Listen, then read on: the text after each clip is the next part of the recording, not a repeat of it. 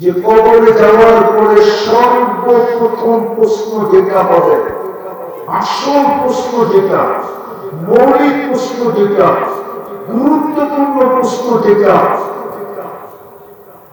যেটা ওকে হইলে বাকি দুটা ওকে বলে গণ্য করা হবে, যেটা ওকে না হইলে বাকি দুটা ওকে না বলে গণ্য করা হবে।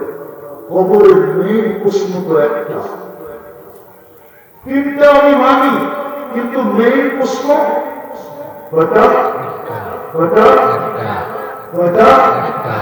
কবরে যাওয়ার সাথে সাথে মেইন প্রশ্ন হবে মা কুনতা তাকুলু ফি হাদার রাজুলি মুহাম্মাদিন, বল তুই মুহাম্মদুর রাসূলুল্লাহর আদর্শে কতটুকু আদর্শবান ছিলি বল। এই ব্যক্তিকে চিনিস কিনা বল। ও যুবক, তুমি কি করে জবাব দিবে? চুল তো তোমার অন্যের স্টাইলে, পোশাক তো তোমার অন্যের স্টাইলে, চাল তো তোমার অন্যের স্টাইলে, চলন তো তোমার অন্য স্টাইলে, দেরি তো তোমার কানে আল্লাহ ধ্বনি দেয় শাবাব লা ইয়াক্তাবুকা শাবাবুকা, যুবক যৌবন যেন তোকে বিমুখ না করে। কামিল শাব সাবাকাকা ইলাল মাউত, কত যুবককে আমরা যৌবন সহ কবরের কোলে প্যাক করে দিয়েছি, ইচ্ছা করলে তোরও প্যাক করে দিতে পারি। তুই আমার কাছে কি জবাব দিস বল। যুবক যে যৌবন দিয়ে বাহাদুরি দেখায়, পুরুষ যে পুরুষত্ব দিয়ে বাহাদুরি দেখায়, নারী যে নারীত্ব দিয়ে বাহাদুরি দেখায়, টাকা দিয়ে বাহাদুরি দেখায়, সম্পত্তিওয়ালা সম্পত্তি দিয়া, আধিপত্যওয়ালা আধিপত্য দিয়া, ক্ষমতাওয়ালা ক্ষমতা দিয়া, কে দিছে এটা? উৎসকে উৎস করতে দিল কে? আরে জুড়ে বলেন না আল্লাহ। কে দিল? আল্লাহ। আল্লাহ তো বলতেছেন না। আফসোস তো এখানে উম্মত এখন আল্লাহ বলতে চায় না, বন্দা এখন আল্লাহ বলতে চায় না। অথচ আল্লাহ বললে 40 নেকি পাওয়া যাবে, 40 নেকি হয় নাকি? হয় নাকি? আল্লাহ বলার 40 নেকির বান্ডেল বা গাঠি, আপনাদের এখানে কি বলে? গাঠি বলে না বান্ডেল বলে? গাঠি বলে। অনেকগুলো একসাথে যে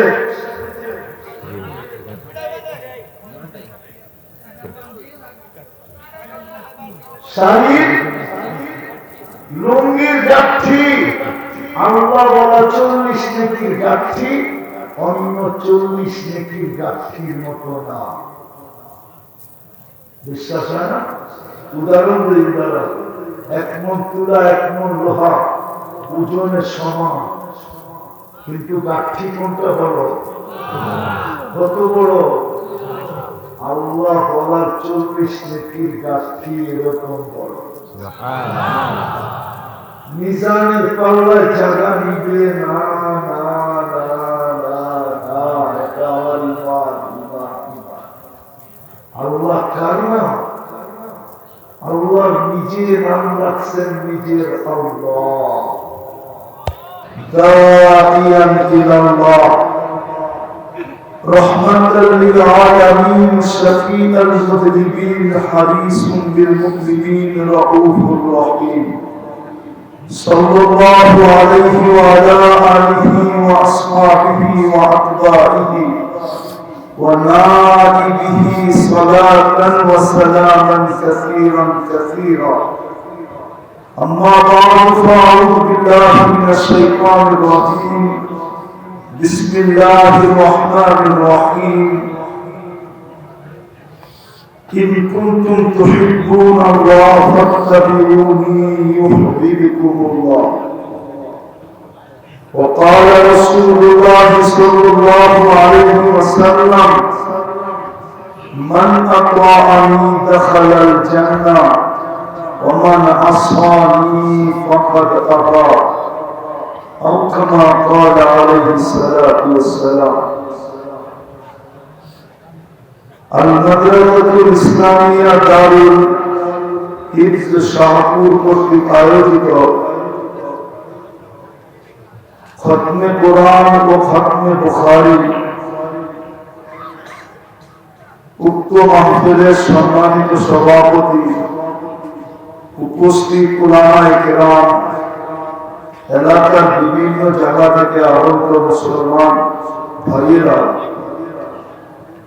জানি না শোনার সুযোগ আছে কি নাই। যদি শোনার সুযোগ থাকে, বাড়ি পর্যন্ত যদি লাউড স্পিকারের আওয়াজ পৌঁছে, তো ঘরের পর্দার অন্তরালে নাও ভুলে না। কোরআন হাদিস থেকে যতটুকু তেলাওয়াত করলাম, আশা রাখি একই সামনে রেখে অতি অল্প সময় কিছু কথা রাখবো। সাথে সাথে সকলের কাছে অনুরোধ, যতটুকু শুনবো আর যতক্ষণ শুনবো, শব্দ কিন্তু দুটা, যতটুকু শুনবো আর যতক্ষণ শুনবো, পরিপূর্ণ মনোযোগ দিয়ে শুনবো। কেননা এটা আল্লাহর আদেশ। কোরআন কথা, কোরআন বা কোরআনী কথা যখনই শুনো, ইদা কুরিয়াল কোরআন ফাসতামিউ, পরিপূর্ণ মনোযোগ দিয়ে শুনো। দ্বিতীয় আল্লাহর আদেশ হলো আনসিকু, পরিবেশটাকে বিলকুল নিচুম রাখো, কোন আওয়াজ যেন না হয়। আল্লাহর হুকুম কিন্তু, তাইলেই পুরস্কারের অধিকারী হবে। না হয় এটা কততম, 95তম মনে হয়, ঠিক না? এরকম তম বাড়তে থাকবে, রাগ হয় না। 5 বছর পরে কিন্তু 100তম হবে, তম বাড়তে থাকবে।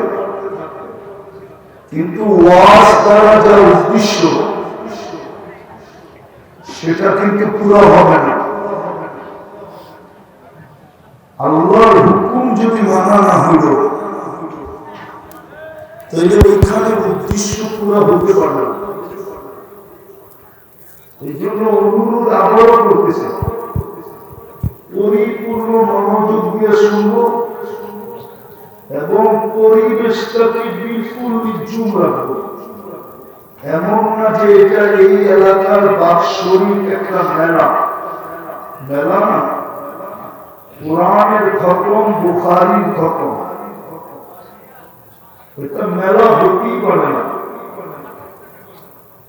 বিদায় যখন মেলা না, তখন আল্লাহর হুকুম পুরো হওয়া চাই। নাইলে কিন্তু আমাদের জীবনটা গড়বে না।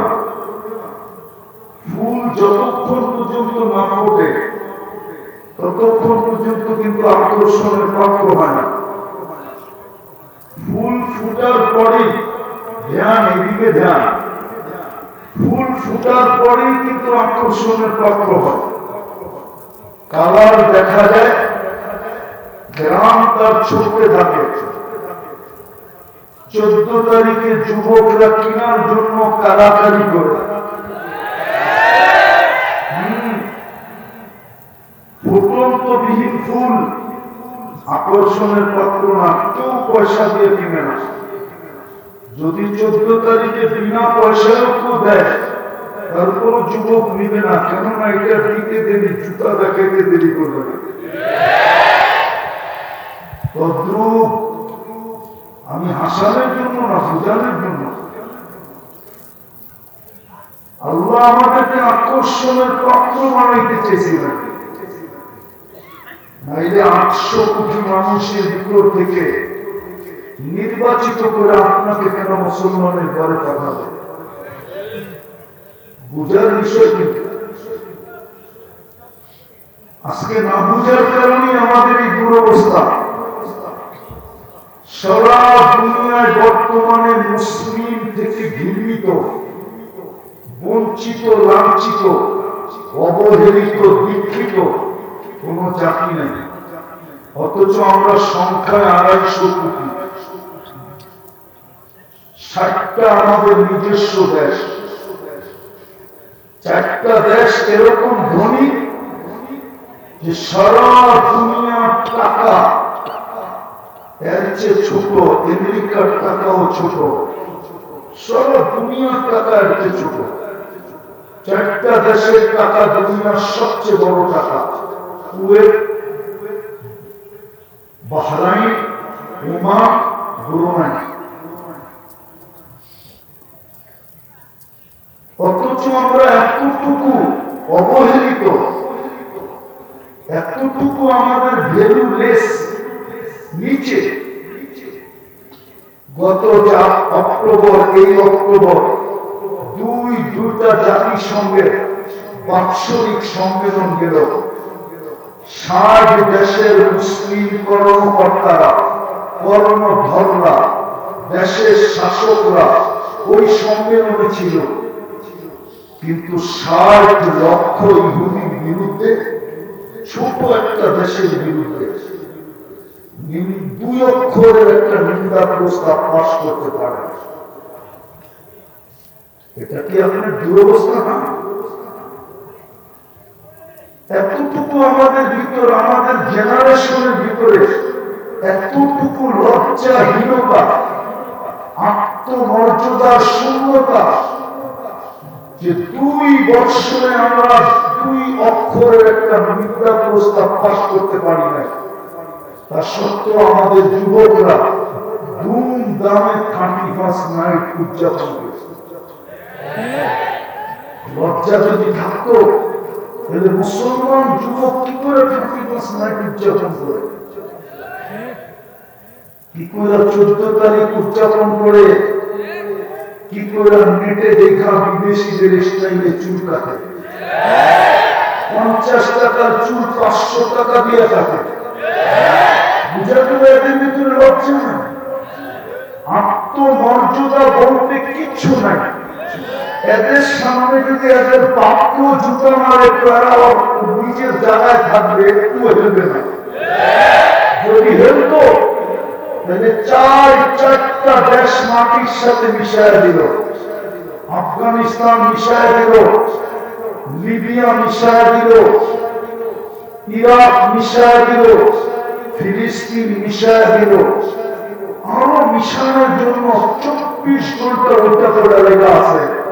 তারপর মুসলমানের ঘরে যাকে জন্ম দিল আল্লাহ, ও কি করে চুল কাটে ওদের স্টাইলে, ও কি করে উদযাপন করে 14 তারিখ 31st নাইট। আমাকে বুঝা গেল আত্মমর্যাদা আমাদের ভিতর থেকে হারায়, লজ্জা বলতে নাই। তো যেটা বুঝেই গেছিলাম, আজকে দুরবস্থার জন্য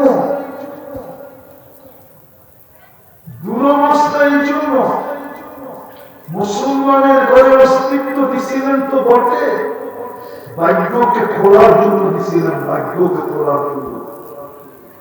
নাইলে 800 কোটি মানুষের ভিতর থেকে 250 কোটি কেন মুসলমান হবে? নির্যাতিত করছিলেন, নির্বাচিত করছিলেন মুসলমানের দিকে, মুসলমান হিসাবে। কিন্তু আফসোস তো এখানেই যে ইসলামের রীতিনীতি মানে তো মানে কয়জন। দুঃখে বলতেছি, আজকে শাহপুর মাদ্রাসায় দুঃখে বলতেছি, যদি মুসলমানই হতো তাহলে যারা এই সমাজের ভিতরে, এই মুসলিম চোখে যারা সবচেয়ে বেশি পবিত্র ছিল, পবিত্র ছিল, যাদেরকে দুনিয়া পবিত্রের চোখে দেখত, আমি বুঝাইতে চেয়েছি তাবলীগ জামাত, যারা নিজের খায়া, নিজের পড়া, নিজের সময় নিয়ে মানুষের পায়ে পায়ে ধরত, ওরা কেন একজন আরেকজনকে এখন জবাব করে? মুসলমানই যদি হতো তাহলে ওরা কেন একজন আরেকজনের বিরুদ্ধে মিথ্যা মামলা দায়ের করে? আমিও একজন আসামি, জুনায়েদ আল হাবিবও একজন আসামি, জানি না মিজানুর রহমান সাইদ আসামি কিনা।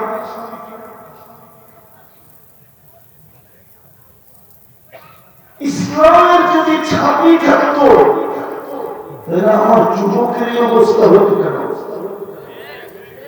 আমার মা বোনদেরই অবস্থা হতো কেন?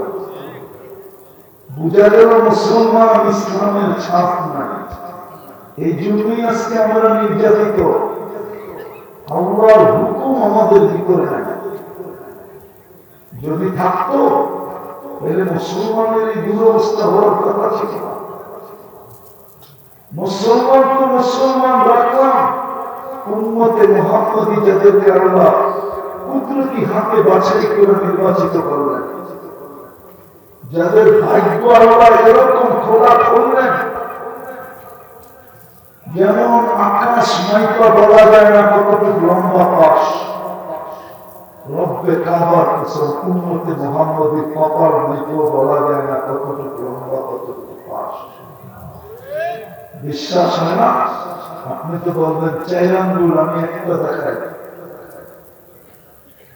কোন 80 বৎসরের বৃদ্ধ যদি 80 বৎসর দৌড়াইয়া একটা রাত্র করতে পারো, একটা রাত্র, শুধু একটা রাত্র পাওয়া যায়। আর আল্লাহর সামনে দাঁড়ানোর পরে যদি আল্লাহ জিজ্ঞাসা করে কি নিয়ে আসছিস, তো বুক ফুলায় বলতে পারবে এক রাত্র নিয়ে আসছি আর কিচ্ছু আনি। আল্লাহ যদি জিজ্ঞাসা করে বৎসরই তো 365 রাত্র ছিল, 80 বৎসরে কত রাত্র ছিল, তুই বলতেছিস এক রাত্র, বাকি রাত্র কোথায়? সে বুক ফুলায় বলতে পারে এক রাত্রই 83 বৎসর 4 মাস। আমি 80 বৎসর ছিলাম, 80 থেকে 80 বাদ দিয়া যায়, তারপর 3 বৎসর 4 মাসের পাওনা আমি আপনার কাছে, আপনি আমার কাছে কিচ্ছু পাবেন না। লাইলাতুল কদর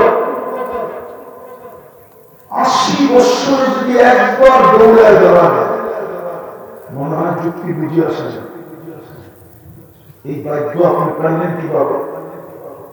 আমি বলেন না, উম্মতে মুহাম্মদী হওয়ার কারণে এই ভাগ্য। যদি উম্মতে না মুহাম্মদী না হতেন, এই ভাগ্য কোত্থেকে হতো? এই ভাগ্য আপনার কোত্থেকে হতো? আদম আলাইহিস সালাম বলতেছে একটা ভুল করলাম, 350 বৎসর কাদানের পরে মাফ করলেন। কত? 350 বৎসর কাদানের পরে মাফ করলেন। কিন্তু উম্মতে মুহাম্মদী সারা দিন গুনাহ করবে। এখন ডাকতেছে কিন্তু বুখারী নিয়ে আসেন, দেখা নেই, নইলে বুখারীর ছেলেরা আছে এখানে, ওদেরকে জিজ্ঞেস করবে।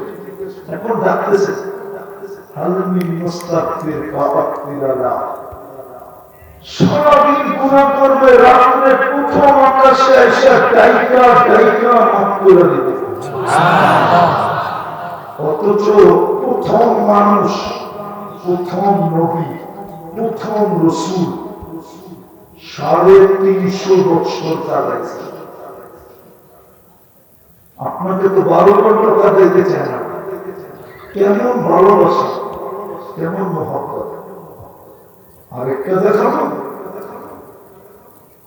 আদম আলাইহিস সালাম বলতেছিলেন যে একটা ভুল করলাম, কিয়ামতের সকাল পর্যন্ত মানুষকে ঢোল পিটে জানায় দিবে। জিজ্ঞেস করে কোরআনে আছে না নাই?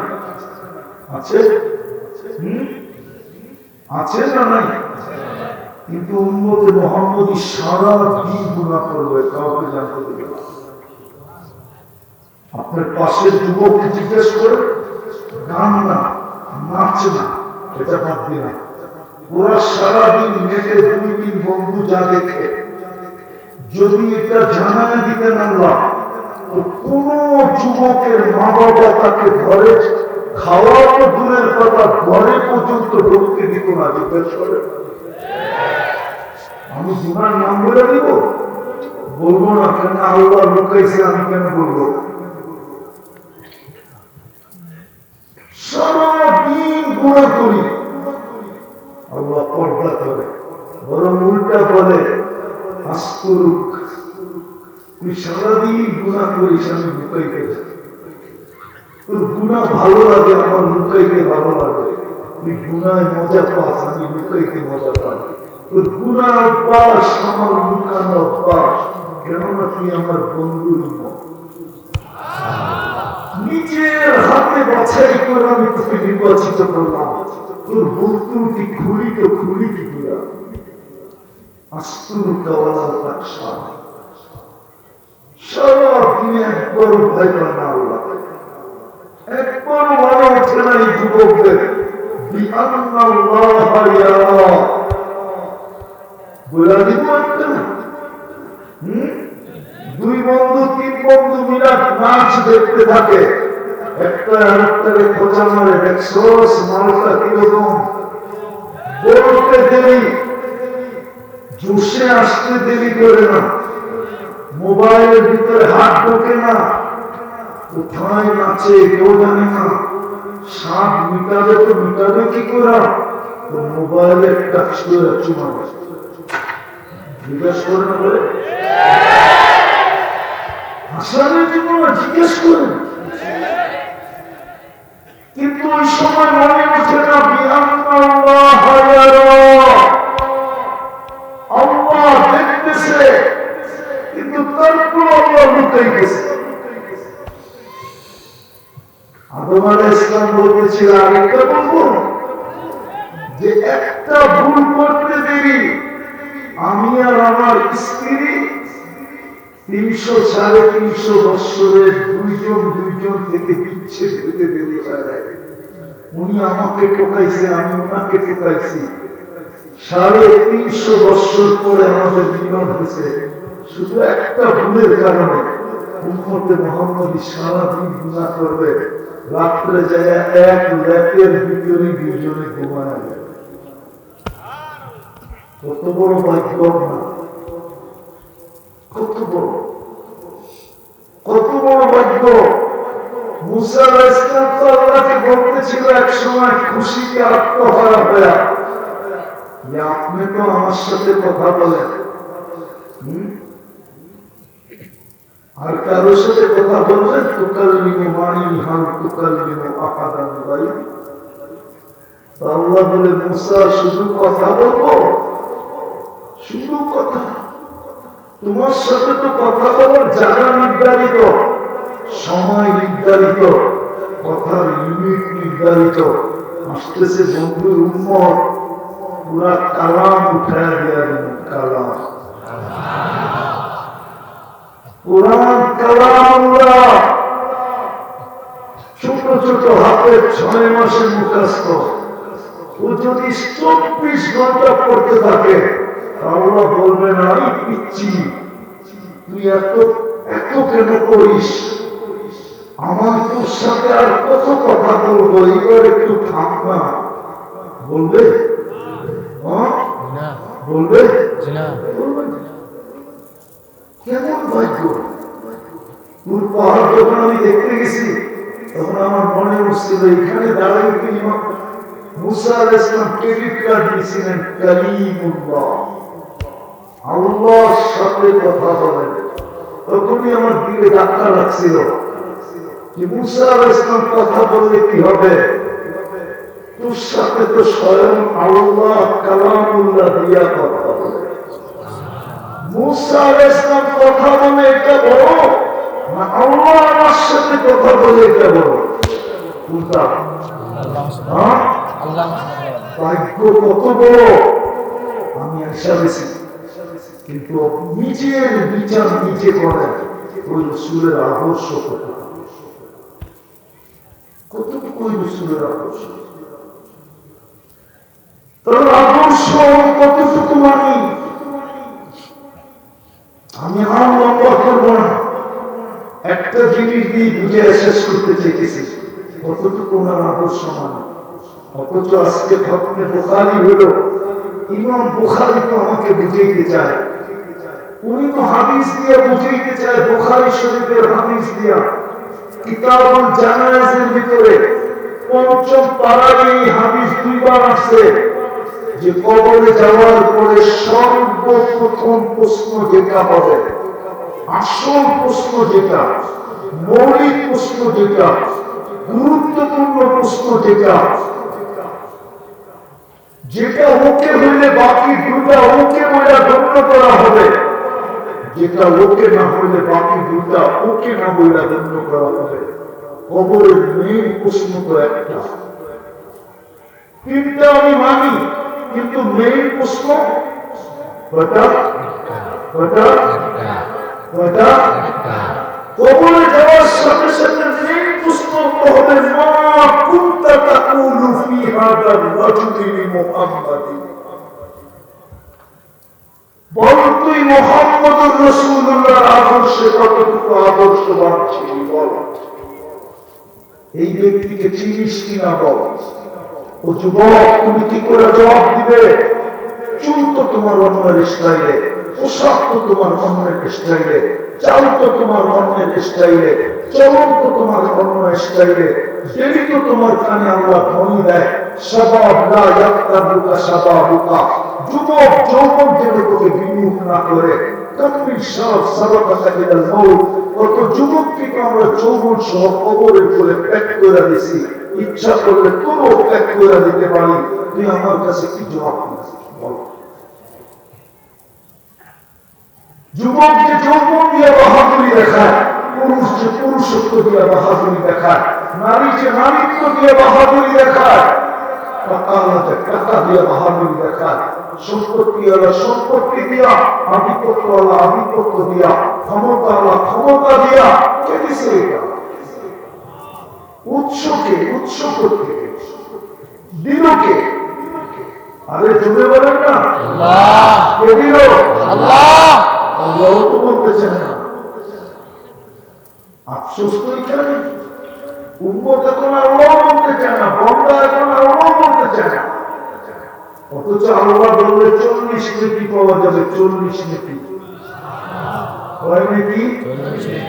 হয় নাকি? আল্লাহ বলার 40 নেকির বান্ডেল বা গাঠি, আপনাদের এখানে কি বলে? গাঠি বলে না বান্ডেল বলে? গাঠি বলে। অনেকগুলো একসাথে যে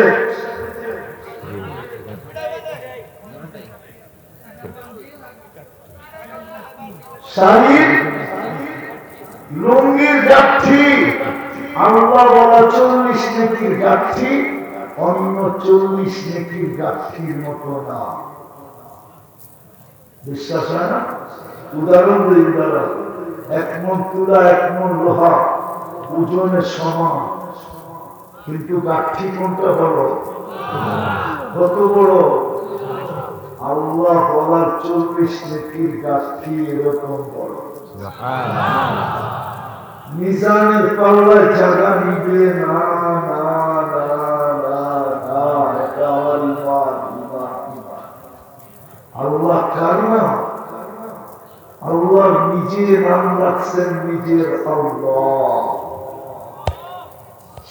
অথচ আল্লাহ বলে না সারা দিনে যুবক একবার, অথচ এলাকা মাথার উপরে উঠে রাখে সবসময়। ওর দাপটে এলাকা প্রকম্পিত, কিন্তু সারাদিনে একবার আল্লাহ বলে না। আল্লাহ তরুণ দিয়ে বাহাদুরি দেখা। যুবক, পায়ে হাত রাখি, বোঝো। সর্বপ্রথম প্রশ্ন হবে, এই ব্যক্তির আদর্শে তুমি কতটুকু আদর্শবান ছিলা?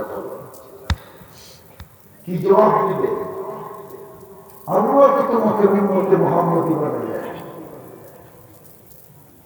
মানবে কি মানবে না জানি না। এই মাদ্রাসার তাকাসসুসের ছেলেরা বদায় না, হ্যাঁ তাহলে উঠায় নিয়ে আসে, ঘুরে দেখায়, সহি গলত পড়ে।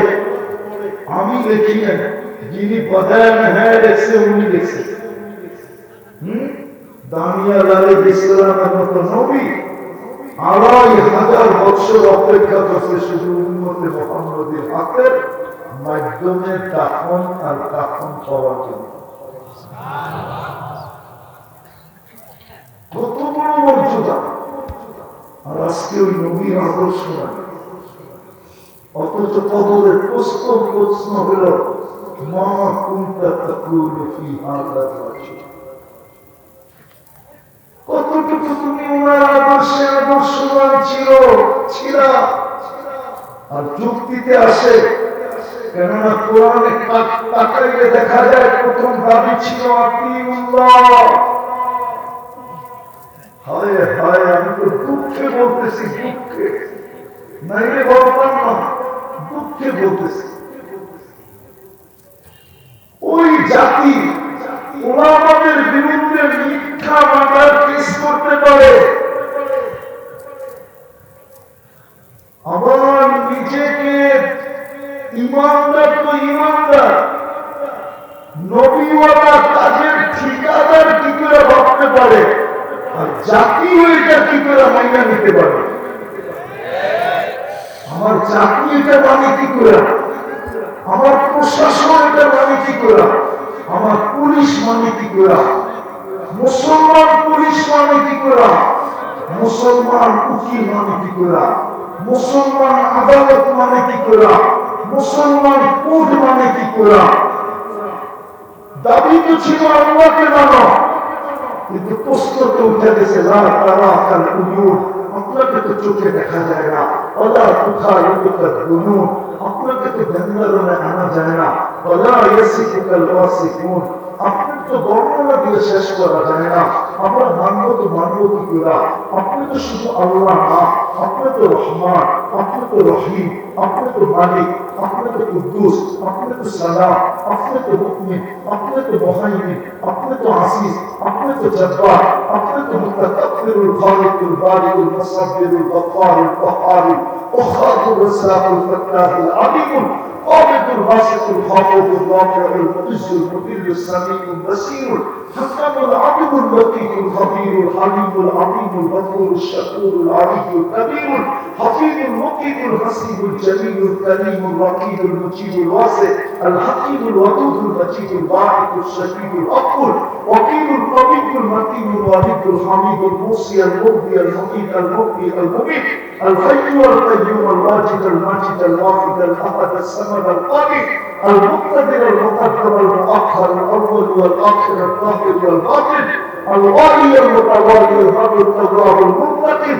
العفو والرؤوف مالك الملك ذا الجلال والاكرام المقسط والجامع والغني والمغني المالك الدار النافع النور الهادي البديع والباقي الواحد والرشيد الصبور جل جلاله আপনি তো 99 পদের মালিক, আপনাকে মানবো তো মানবো কি করে? আল্লাহ তো বলে আমার রাসূলকে মানো, আতার রাসূল ফাকাত আতা আল্লাহ, রাসূলকে রাসূলের আদর্শে আদর্শবান। এই জন্য তো কবি বলে, হাদিসের তর্জমা করেছেন কবি কবিতায়, কে ওফা তুমে মুহাম্মদ সে তো হাম তেরে, क्या वफा तूने मोहम्मद से तो हम तेरे हैं, ये दुनिया क्या चीज है लोगों फलक तेरे। अफसोस तो ये बुजुर्ग तो आगे जाবে, तो আবার চেষ্টা যাবে। আজকে কি বার? শুক্রবার। আজকে কি বার? শুক্রবার। শুক্রবারে 1000 দুরূদ পড়ে বলো বলো পাপিয়ারা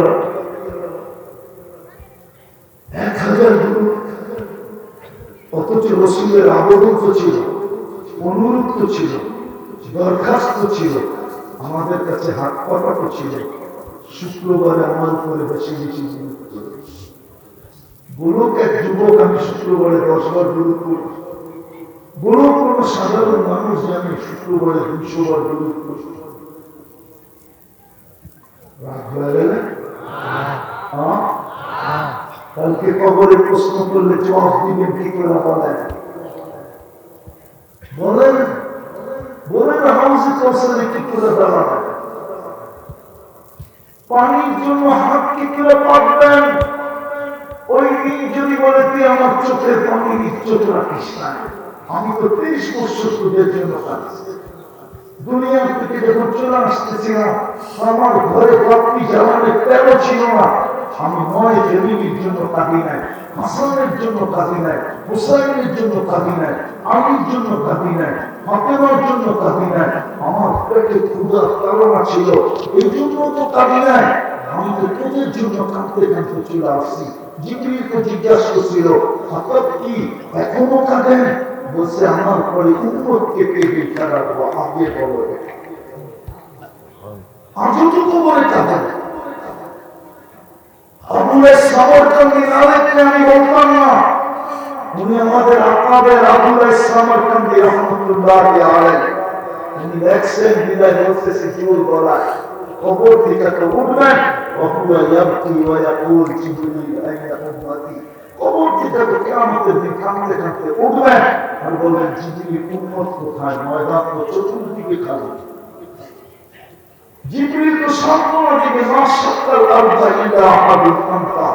আপনি ব্যতীত জমিনের উপরে কেউ উঠে নাই, শান্ত হন। জানি না আপনাদের থানার নাম কি? বেলকুচি। মানুষ একটু বলেন, আমার এই দেশে ইউনিয়ন পরিষদের চেয়ার পাওয়ার জন্য কত বাচ্চা আজ পর্যন্ত একই হল, কত মেয়ে বিধবা হল, কত মার বুক খারাপ হল, কত তাজা রক্ত এই জমিনে চলে শুধু ইউনিয়ন পরিষদের একটা চেয়ার। কিন্তু আপনার আমার রসুল তো কিয়ামতের মাঠে মাকামে মাহমুদ করবেন।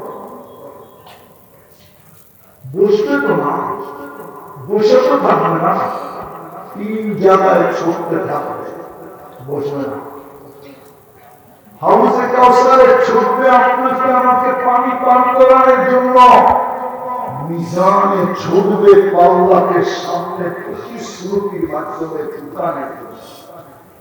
আল্লাহ প্রতিশ্রুতি দিয়েছে, সাউতুকা শাফি মুসাফা লা ইউখজিকা ফি উম্মতি সাউফা ইউতিকা রাব্বুকা ফাতারদা। মৃত্যুর সিরাতে ছুটবে উম্মতকে তুরুদের কাঠি দিয়া পার করানোর জন্য। ইবনে আব্বাস রাদিয়াল্লাহু তাআলা জিজ্ঞাসা করছে, কিয়ামতের মাঠে কোথায় পাবো? বলছে, 3 জায়গার এক জায়গায় পাবে, হাউজে কাউসার, মিজান, কাউসারা। 3 জায়গার এক জায়গায়। আদম আলাইহিস সালাম থেকে নিয়ে ঈসা আলাইহিস সালাম পর্যন্ত সমস্ত নবী রাসূলরা নফসি নফসি বলতে থাকবে। 312 জন রাসূল, 3 জন কিতাবদারী রাসূল, 4 জন প্রথম সারির রাসূল, উলুল আজমি মিনার রাসূল নফসি নফসি বলবে। আপনার আমার নবী তো উম্মতি উম্মতি বলবে। এই জন্যই তো কবরে প্রথম প্রশ্ন, আদর্শবান কতটুকু চেনা? আজকে ওই নবীর আদর্শ কত? আমি গতকাল রাত্রে গাড়িতে পেশাব করতেছিলাম, যখন ময়মনসিংহ থেকে আসতেছিলাম তো তায়েফের কাহিনী করতেছিলাম, আল্লাহ রাসূলের দোয়া দেখতেছিলাম যে এত কষ্ট পাওয়ার পরেও, এত কষ্ট পাওয়ার পরেও এরকম দোয়া। আজকে যারা বলে আমরা দিনের ঠিকাদার, যাদেরকে যারা দুনিয়া জানতো নিতেন ক্লিন, ওরা আজকে কি করে রক্তে রঞ্জিত করে টঙ্গীর মতো মাঠ রক্তে রঞ্জিত করে, ওরা কি করে প্রতিপক্ষকে দমন করার জন্য বাংলাদেশের শীর্ষস্থানীয় 46 জন 47 জন ওলামাদের বিরুদ্ধে মার্ডার কেস করছে। Murder case. আমার চেয়ে ভালো শুনালে জুনায়েদ হাবিব চলে আসছে, বিদায় আমি শেষ জায়গায় চলে আসছি। আসেন আসেন, আমাদের যদি পুরানো হীরা রত্ন আবার ফিরে পাইতে চাই, ভাগ্য যদি জাগাইতে চাই, তাহলে এখন একটা কার্ড আমাদের হাতে আছে। কয়টা কার্ড? শেষ সম্বল আমাদের হাতে আছে।